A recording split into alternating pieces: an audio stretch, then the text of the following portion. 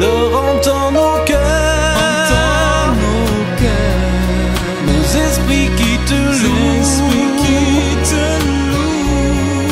entends le chant d'amour, de tout est racheté.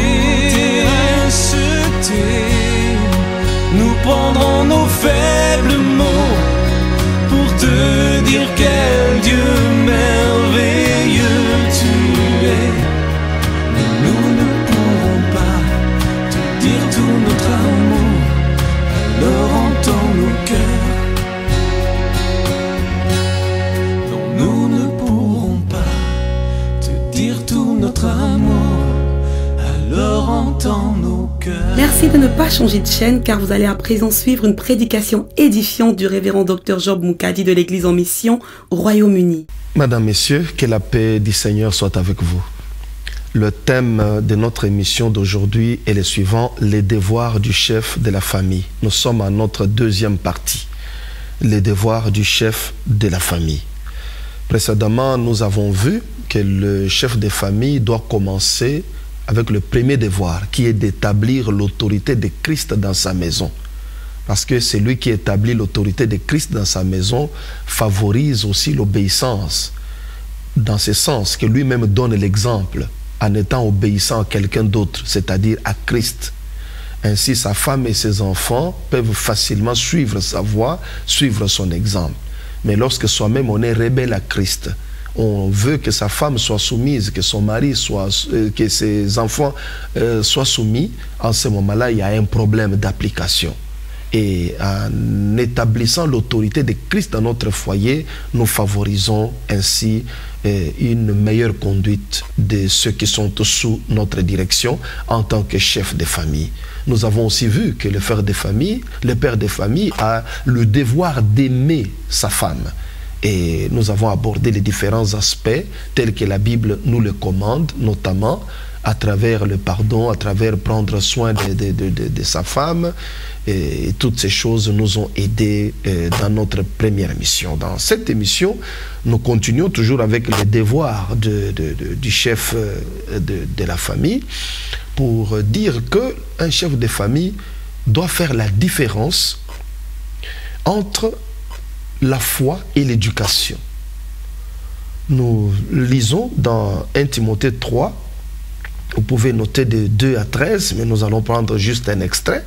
Donc, il faut donc que l'évêque dirige bien sa propre maison et qu'il tienne ses enfants dans la soumission et dans une parfaite honnêteté. Car si quelqu'un ne sait pas diriger sa propre maison, comment prendra-t-il soin de l'Église de Dieu? La Bible nous fait voir que le fait de ne pas savoir diriger sa propre maison nous rend inaptes à prendre des fonctions sacrées, à diriger l'Église du Seigneur. Pour être aptes à diriger l'Église, nous devons montrer notre aptitude à diriger notre propre maison. Par conséquent, il est donc important, puisque la Bible parle de l'honnêteté des enfants, de la soumission des enfants, etc., nous devons donc savoir faire la différence entre la foi et l'éducation. Nous éduquons nos enfants dans la foi chrétienne.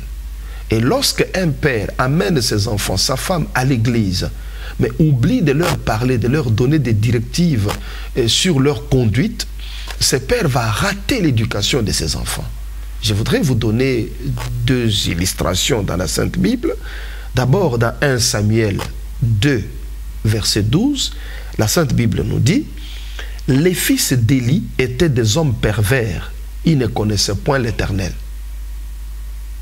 Élie, dont la Bible parle ici, était un souverain sacrificateur. C'était un homme respectable, un homme qui craignait Dieu. C'était un homme de bien. Et voilà, lorsque ses enfants entrent dans le sacerdoce, le témoignage est là, implacable. On nous dit, les fils d'Élie étaient des hommes pervers. Mais ces gens servaient Dieu. Ils avaient grandi sous l'autorité d'un homme de Dieu.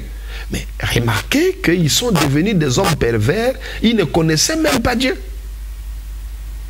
Pourtant, ils avaient un père qui était un sacrificateur. C'est pour vous dire que lorsque nous ne nous occupons pas de nos enfants à la maison, lorsque nous ne leur donnons pas de conseils, lorsque nous ne leur donnons pas de directives, nous sommes en train de faire un travail inutile. nous ne devons pas nous dérober de notre responsabilité de père de famille. Parce que beaucoup ont abandonné leurs femmes et leurs enfants entre les mains des pasteurs. Les pasteurs n'ont pas beaucoup de temps à passer avec toutes ces personnes. Ils font ce qu'ils peuvent faire. C'est leur part sur le plan spirituel. Mais vous, en tant que chef de famille, qui avez ces gens chaque jour chez vous, vous devez transmettre des valeurs, certaines valeurs à votre femme, à vos enfants, et vous allez ainsi les préparer à assurer leur avenir. En voyant ce qui est arrivé aux enfants d'Élie, nous ne pouvons pas dire que ça n'arrive qu'aux enfants des autres. Nous devons prendre nos responsabilités en tant que chef de famille. Et nous trouvons un autre exemple dans 1 Samuel 8, de 1 à 5. La Sainte Bible nous dit, « Lorsque Samuel devint vieux, il établit ses fils juges sur Israël. Son fils premier-né se nommait Joël et le second Abidja. Ils étaient juges à Beersheba. Les fils de Samuel ne marchèrent point sur ses traces. Ils se livraient à la cupidité, recevaient des présents et violaient la justice. Tous les anciens d'Israël s'assemblèrent et vinrent auprès de Samuel à Rama. Ils lui dirent, « Voici, tu es vieux et tes fils ne marchent point sur tes traces. Maintenant, établis sur nous un roi pour nous juger, comme il y en a chez toutes les nations. » Ce que nous venons de lire est triste, parce que Samuel était un grand prophète. La Bible nous dit qu'aucune de ses paroles prononcées n'est tombée à terre. C'était un grand prophète craint et respecté en Israël. Mais remarquez que lorsqu'il est devenu vieux et qu'il avait il avait investi ses enfants comme des juges, c'est le peuple qui est venu le voir pour lui dire, non monsieur, ça ne se passe pas comme ça. Vous aviez été un homme exemplaire parmi nous, mais vos enfants ne marchent pas sur vos traces. Ils violent la justice, ils sont corrompus. C'est des personnes de moralité douteuse. Nous n'en voulons pas comme responsables. Et cela est arrivé pourquoi? Parce que Samuel lui-même, qui n'avait pas grandi avec ses propres parents, Elkana et Anne, avait grandi auprès d'Élie, le souverain sacrificateur dont nous venons de parler tout à l'heure, dont les enfants étaient corrompus. La Bible nous dit que les enfants d'Élie étaient des fils pervers, étaient des hommes pervers. Ils ne connaissaient pas l'Éternel. Samuel lui-même a grandi aussi avec Élie, mais Dieu lui avait fait grâce. C'est quelqu'un qui avait un caractère différent, une conduite différente des enfants d'Élie. Seulement nous trouvons que lorsque l'occasion lui est donnée maintenant, lorsque le temps arrive où lui aussi doit élever ses propres enfants, Samuel n'a pas un autre modèle de père que celui d'Élie, parce qu'il avait grandi auprès d'Élie. La manière que Élie avait élevé ses enfants, c'est la même manière que Samuel a élevé ses enfants. Et il a raté l'éducation de ses enfants, comme Élie, son père nourricier, avait raté l'éducation de ses enfants. Nous devons donc faire très attention. Le fait d'être spirituel ne signifie pas qu'automatiquement nos enfants le seront. Ces choses ne sont pas héréditaires. Elles s'acquièrent. Donc il est donc important que toute personne comprenne cela. Surtout nous, en tant que chefs de famille, nous devons savoir que des valeurs doivent être acquises. Mais ne se transmettent pas, des valeurs morales, spirituelles, ne se transmettent pas automatiquement par hérédité.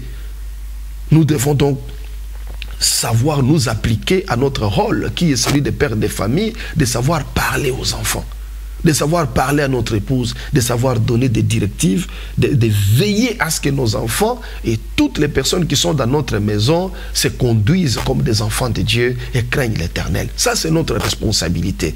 Nous devons donc faire la différence entre notre foi, nous croyons en Dieu, et nous ne devons pas nous arrêter là, mais éduquer également nos enfants dans la bonne voie.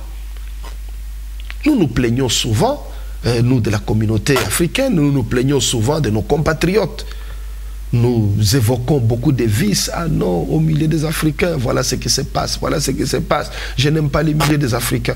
Mais nous, ça, c'est une attitude irresponsable qui est de quitter la communauté dans laquelle vous vivez pour aller vivre, de fuir votre communauté pour aller vivre avec une autre communauté. C'est irresponsable. Parce que des problèmes de cette communauté-là, vous ne la connaissez pas.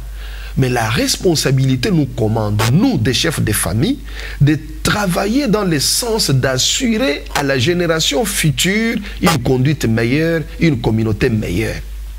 Ce que nous allons faire avec nos enfants aujourd'hui déterminera ce que sera notre communauté dans les années qui vont suivre. Ce n'est pas parce que nous avons raté quelque chose que nous allons priver aussi des générations futures d'une telle bénédiction. Nous devons donc faire de sorte que la génération future bénéficie des conseils que nous donnons à nos enfants aujourd'hui. Préparons donc la génération future. Si nous reconnaissons que notre génération a échoué sur le plan moral, il y a à redire, il y a des calomnies, il y a des critiques, des faux témoignages, il y a des médisances, toutes ces mauvaises choses qui existent dans nos communautés. Nous pouvons les éradiquer dans la génération future en éduquant nos enfants différemment. Comment voulez-vous que la communauté, notre communauté dans la génération future soit différente si nous devons nous asseoir en train de critiquer tel ou tel autre frère en présence de nos enfants? Comment voulez-vous que la génération future change? Nos enfants feront ce qu'ils nous auront vu faire. Samuel n'a fait que ce qu'il a vu Élie faire avec ses enfants. Il a élevé ses enfants comme Élie l'avait fait. Il a échoué. Donc si nous critiquons des gens, nous donnons des faux témoignages, nous haïssons les gens en présence de nos enfants, lorsqu'ils vont grandir, ils feront la même chose et nous n'aurons pas contribué à améliorer notre communauté. C'est donc bien pour nous d'investir dans l'avenir.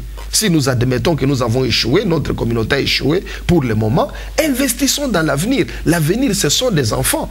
En tant que chef de famille, nous avons cette responsabilité-là de transmettre des valeurs, de dire à nos enfants que telle ou telle autre chose n'est pas bon. Et à titre d'exemple, le goût exagéré pour les habits de luxe, les vêtements de luxe. C'est un goût exagéré qui se propage dans la communauté africaine. Nous n'avons rien contre toutes ces choses. Mais ce que nous voulons est que nous transmettions à nos enfants les valeurs, par exemple, de la modestie. C'est-à-dire la notion de limite. Chacun doit savoir ce qu'il a et savoir dépenser selon ses revenus. Et non se retrouver endetté, surendetté même, parce que vous voulez vivre au-dessus de vos moyens. Nous pouvons communiquer ces valeurs à nos enfants. Et ils peuvent grandir et devenir des êtres différents. Si quelqu'un a beaucoup d'argent, très bien. Il peut s'habiller comme il veut, il peut s'acheter ce qu'il veut. C'est son argent, il a le droit de se réjouir et d'être heureux. Mais si vous n'en avez pas assez, vous ne pouvez pas faire des folies, chercher à devenir même surendetté parce que vous voulez égaler telle ou telle autre personne par simple jalousie. Ces genres de concurrence n'ont aucun sens devant la face de Dieu. Nous pouvons transmettre des valeurs en transmettant à nos enfants la notion des limites. Qu'ils aient la notion des limites. Cette notion-là permet à chacun d'appliquer cette parole de l'Écriture. Le Seigneur a dit en effet, contentez-vous de ce que vous avez. C'est cela aussi la notion des limites. Tout en priant, en aspirant à la grandeur, mais nous devons être satisfaits de ce que nous avons. Voilà ce que le Seigneur nous dit. Rendre gloire à Dieu à ce que nous avons. Bénir Dieu pour ce que nous avons. Ainsi Dieu nous donnera encore plus lorsque nous le lui demanderons. Mais lorsque nous méprisons ce que le Seigneur fait avec nous et nous nous tournons seulement vers ce que le Seigneur a fait avec les autres, je crois qu'il y a vraiment un problème. Il y a un problème très très sérieux. Toutes ces choses, comme nous l'avons dit, concernant les calomnies, les faux témoignages qui se passent dans des communautés, dès qu'on voit quelqu'un, Dieu essaye de l'élever, on veut le descendre plus bas. Dès que quelqu'un est béni, on essaye de le ridiculiser, de le tourner en dérision. Lorsque Dieu essaye d'élever quelqu'un, il y a des hommes qui viennent. Non, ça c'est un esprit qui ne peut pas faire avancer la communauté. Parce que pour qu'une communauté avance, lorsque vous remarquez à titre d'exemple que dans le domaine de l'agriculture, il y a quelqu'un de votre communauté qui a acquis une grande plantation, qu'est-ce que vous devez faire? Vous devez soutenir cet homme. Vous lui demandez qu'est-ce que vous pouvez faire pour que cette plantation aille de l'avant. C'est de cette façon que les autres communautés vont vous respecter en vous voyant unis à travers quelqu'un qui est de vôtre et en lui apportant votre soutien. Mais si quelqu'un fait une plantation, vous, votre travail, c'est d'aller la nuit pour détruire tout ce qu'il a planté. Parce que vous ne voulez pas qu'il avance. il sera numéro 1 dans la communauté, donc ce n'est pas bon. Vous venez vous détruisez, sachez-le que le jour où vous aussi vous serez élevés, les autres vont vous abaisser. Alors la communauté restera toujours dans la souffrance et dans le malheur. Nous, en tant que chefs de famille, nous devons prendre nos responsabilités. Nous devons prendre nos responsabilités dans nos maisons, commencer petit à petit à éduquer nos enfants, à savoir bénir ceux qui sont bénis. Lorsque vous bénissez celui qui est béni, le Dieu qui l'avait béni vous bénira aussi. Mais lorsque vous maudissez quelqu'un que Dieu a béni, le Dieu qui l'avait béni vous maudira. Parce que c'est écrit, celui qui vous bénira sera béni, celui qui vous maudira sera maudit.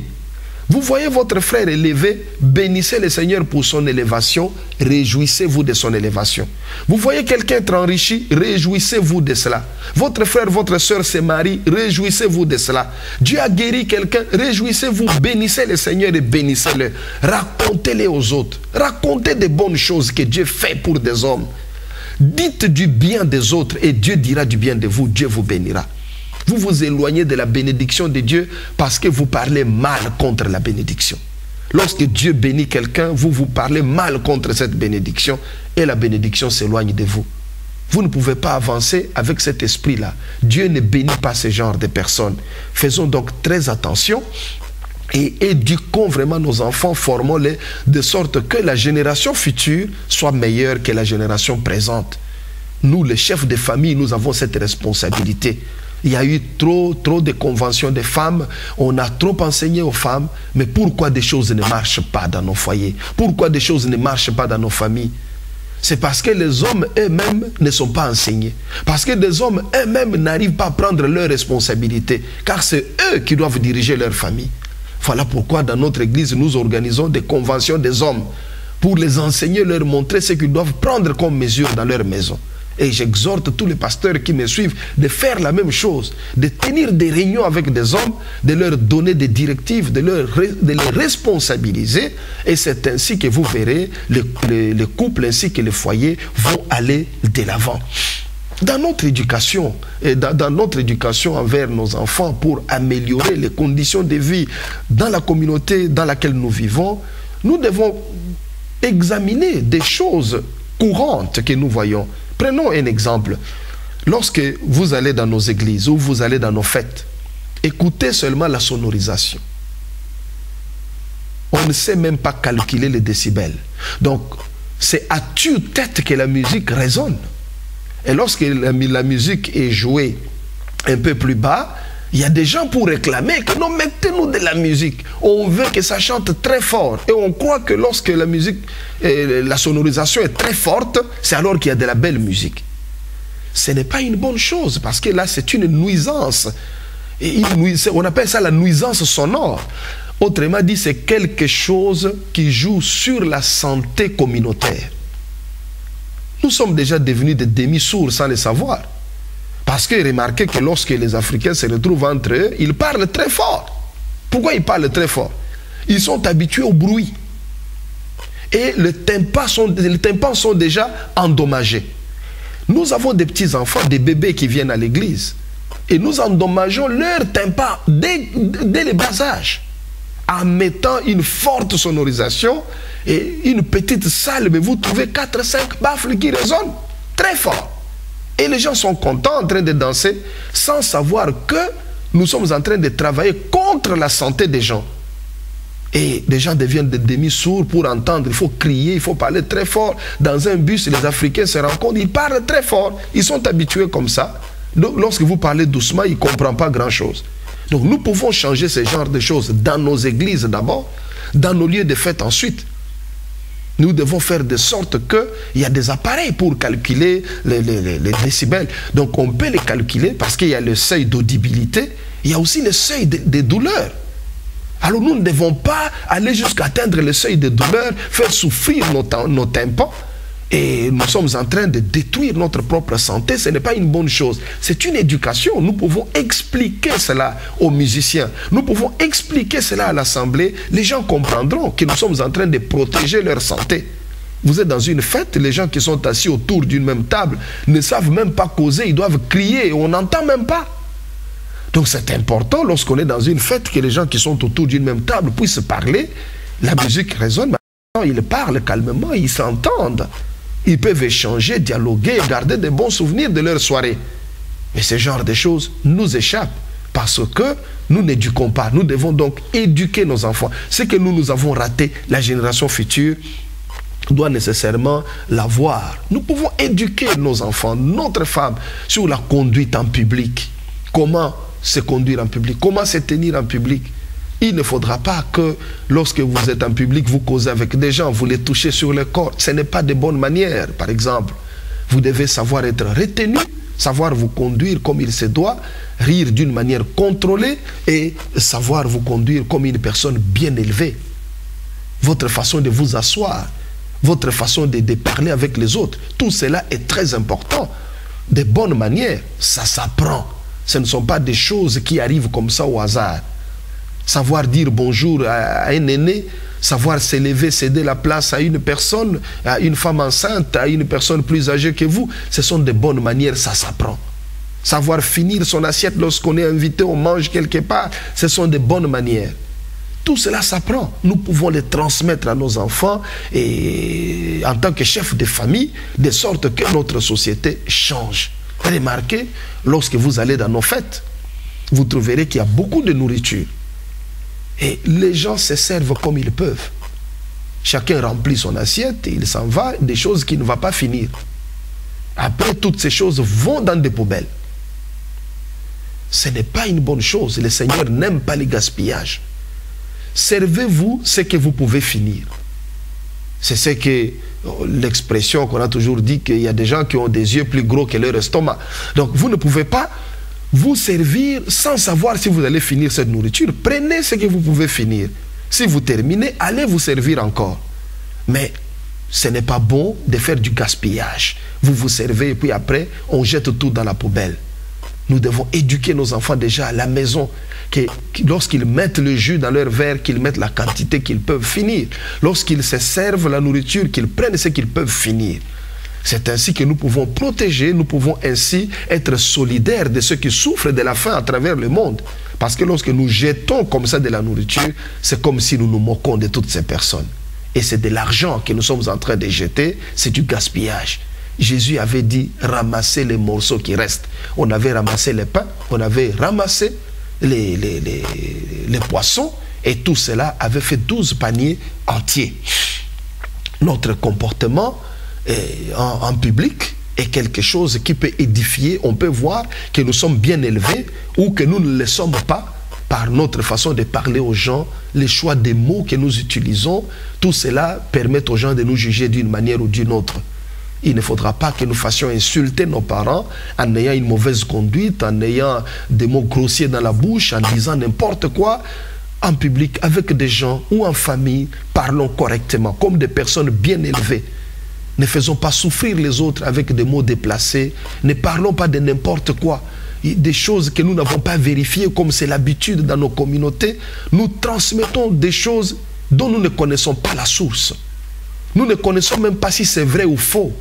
Mais nous prenons ça dans la rue et nous nous mettons à les véhiculer contre les autres. Nous pouvons éduquer nos familles. En tant que chef de famille, nous pouvons éduquer nos enfants à ne pas tomber très bas comme ça dans des choses qui ne valent même pas la peine. Alors, nous devons éviter donc la naïveté, la crédulité, qu'on nous trompe sur n'importe quoi, on vient vous raconter n'importe quoi, vous acceptez, vous êtes trompé, on vous escroque de l'argent parce que vous êtes naïf, vous êtes crédule. Vous devez savoir exiger des preuves en toutes choses.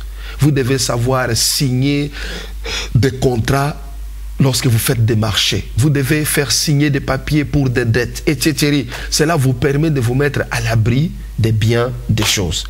Encourager nos enfants à la propreté, les encourager à s'habiller correctement, les encourager à l'importance des études universitaires.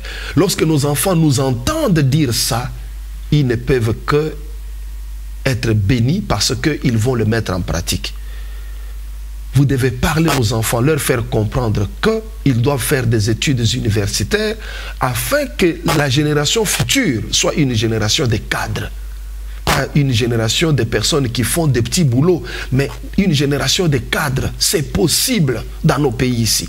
C'est possible que nos enfants étudient, fassent de bonnes études. Il faut les encourager aux études universitaires, leur montrer la valeur.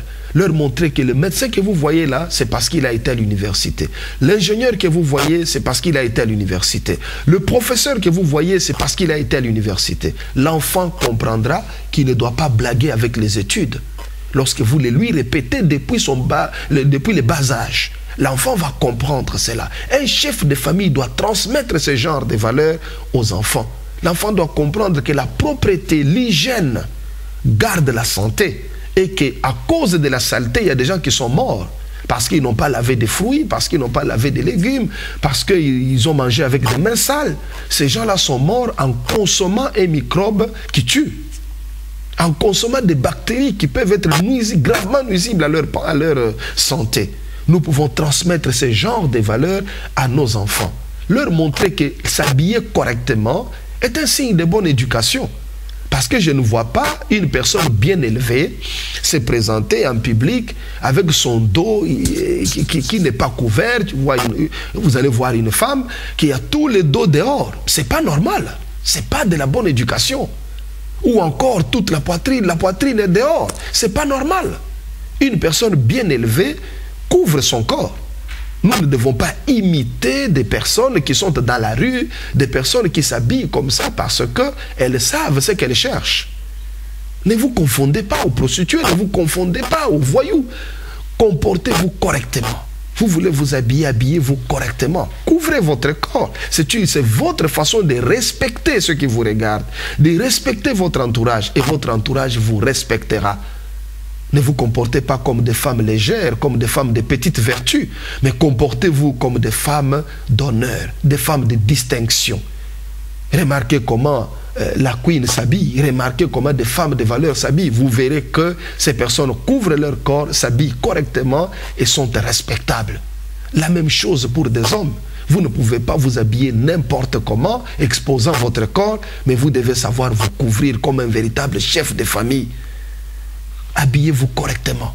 Cela est à votre honneur et les gens vous respectent.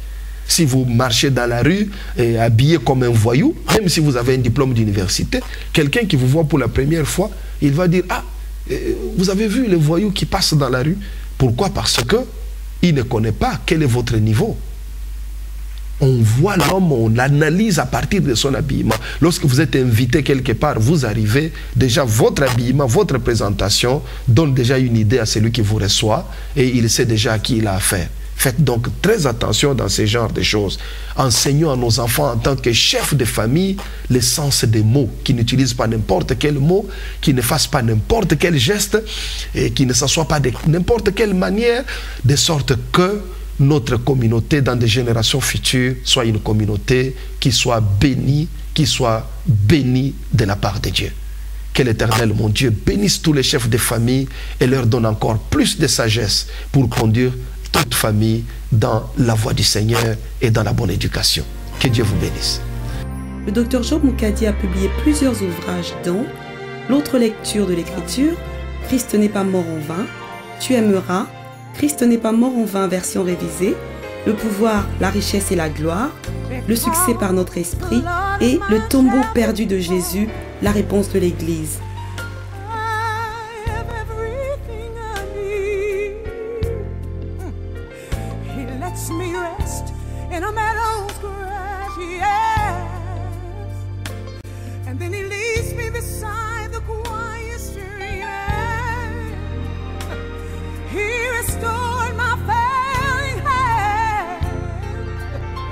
Helps me to do what honors him the most. That's why I'm safe. I feel so safe. That's why I'm safe. Safe in his arms.